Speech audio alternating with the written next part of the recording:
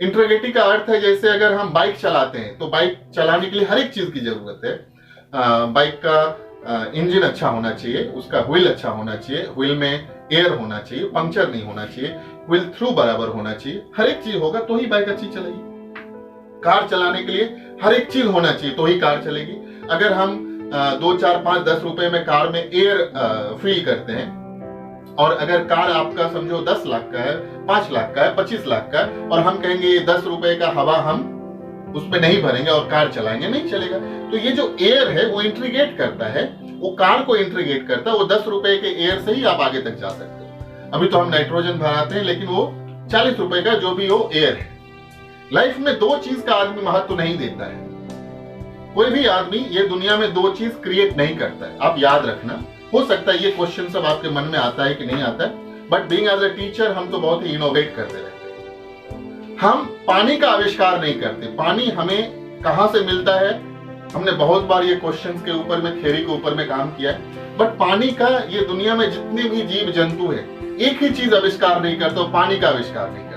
अगर आपको लगता है पानी का आविष्कार होता है कहीं तो मुझे बताओ कि भाई ये पानी आविष्कार करने का कंपनी खोला है और यहाँ पे पानी होता। पानी का आविष्कार नहीं किया जाता, ये नेचुरली दिया हुआ है। तो मैं कभी कभी ये मिथ में रहता हूं कि पानी का आविष्कार हम नहीं करते। पानी हर एक आदमी पीता है। पानी आता कहां से?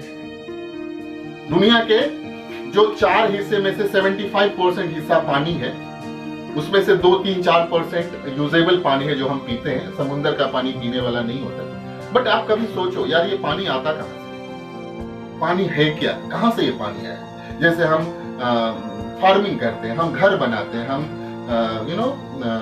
गेहूं, चावल ये सब उपजाते हैं और खाते हैं और हम उसको बना बना के खाते हैं। ये पानी कहां से आता है? अभी तक यही है कि H2O से पानी होता है। इसके बहुत सारे मिथ हैं। Because being as a science background, I can tell you to understand the water theory is very tough, right? So these all questions is there with me inside, right? Second question ये है, ये हवा का भी कोई आविष्कार नहीं कर रहा है। तो ये पानी और हवा जिस तरह से जितना जरूरत है, हम उस चीज के बारे में कभी सोचते नहीं। बट अगर एक दिन पानी आपके जिंदगी में ना मिले तो देखो क्या होता है। 5 मिनट के लिए हवा ना मिले तो देखो क्या होता है। तो कभी कभी जो चीज हमें एक नेचुरली रिसोर्सेज से मिल जाता, हमें वो पता नहीं चलता है।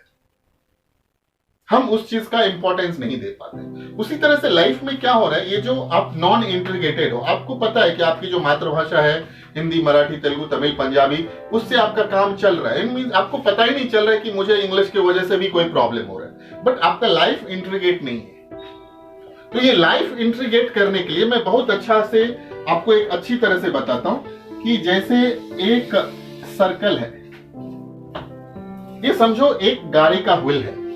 जैसे हम साइकिल चलाते हैं, आपने देखा होगा साइकिल का व्हील ऐसे ही रहता है, राइट? ऐसे ही रहता है साइकिल का व्हील, राइट?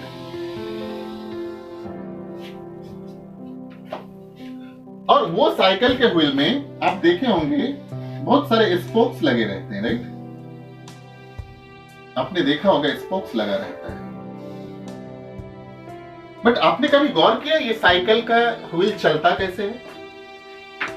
ये साइकिल का व्हील एक मैकेनिक इसको इंटीग्रेट करता है। आपने देखा होगा साइकिल का व्हील को ऐसा थ्रो करता है, देखता है और जितने भी स्पोक्स होते हैं उसको वो टाइट करता है, राइट? ये स्पोक्स को टाइट करता है और वो चेक करते रहता है कि किस स्पोक को, ये जो वायरिंग है, ये जो स्पोक्स है, ये स्पोक्स को किस स्पोक्स को कितना टाइट करना है, और वो उतना ही टाइट करता है और फिर से एक बार राउंड करता है और फिर से वो चेक करता है कि क्या ये व्हील थ्रू हो रहा है कि नहीं बराबर। यही व्हील थ्रू का सिस्टम जो हम बैलेंस करते हैं, इसको अलाइनमेंट कहते हैं। हम जब कार चलाते हैं उसको अलाइनमेंट करते हैं, व्हील अलाइनमेंट करना बोलते हैं कि यार तुम्हारा व्हील अलाइनमेंट नहीं है। बाइक का हम व्हील अलाइनमेंट करते हैं, हम कार का व्हील अलाइनमेंट करते हैं, साइकिल का व्हील अलाइनमेंट करते हैं। तो ये साइकिल का व्हील अलाइनमेंट कौन करता है? क्या आप करते हो? अगर आप कार चलाते हो अलाइनमेंट खुद करते हो? नहीं करते। आपको पता ही नहीं कि अलाइनमेंट में टाइट कहां करना है। बाइक आप चला लेते हो लेकिन आपको पता नहीं कि व्हील थ्रू है कि नहीं, अलाइनमेंट है कि नहीं। तो ये अलाइनमेंट जब बिगड़ जाती है तो हम मैकेनिक के पास पहुंचते हैं। तो जिंदगी में अगर आपको ऐसा लगता है कि मुझे जिंदगी में आगे बढ़ना है, तो सबसे पहला काम आपको करना चाहिए कि जैसे ही लगे कि मुझे इस चीज में प्रॉब्लम है और ये चीज मुझे नहीं आती है, तो उसका सबसे पहला काम करना चाहिए लर्निंग हो जाना चाहिए।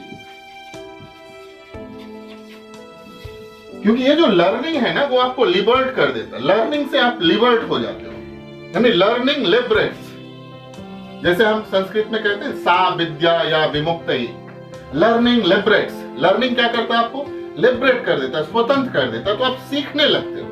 और जैसे ही आप सीखने लगते हो तो सीखने के क्रम में आप लिबरेट हो जाते हो। फॉर एग्जाम्पल, मैं अभी आपको कहता हूं कि आपको इंग्लिश सीखना है और आप बोलोगे नहीं मुझे नहीं सीखना है, तो अगर आप लिबरेट नहीं होगे तो इंग्लिश नहीं सीखोगे। आपको मैथ सीखना है और मैं आपको मैथ सिखाऊंगा, आप बोलोगे लिबरेट हो जाओ, सीखो, कंसीडर करो x equal to y, y equal to x. आप बोलोगे नहीं मुझे कंसीडर नहीं करना है। तो अगर आप कंसीडर नहीं करोगे तो वो चीज को नहीं समझ पाओगे। तो लाइफ में अगर आपको कुछ करना है तो मेरा तो मानना है कि अगर कहीं लगे कि कहीं पे रुक गए हो, आपने 10th किया है, 12th किया है, ग्रेजुएशन किया है, मास्टर्स किया है, आपकी शादी हो गई है, बच्चे हो गए हैं, आप पेरेंट्स हो गए हो, और कहीं पे आपको लगता है कि यार अब लाइफ कहीं ना कहीं स्टैग्नेंट हो गया है, पहला काम करना चाहिए, आपको सीखना स्टार्ट कर देना चाहिए। सीखने से सबसे पहले क्या होगा कि आपका जो बेसिक मेंटल एबिलिटी है वो रीग्रोथ होना चालू हो जाएगा, क्योंकि वो ग्रोथ जो आपने 15 ईयर्स, 17 ईयर्स, 18 ईयर्स में क्या वो रुक गया है।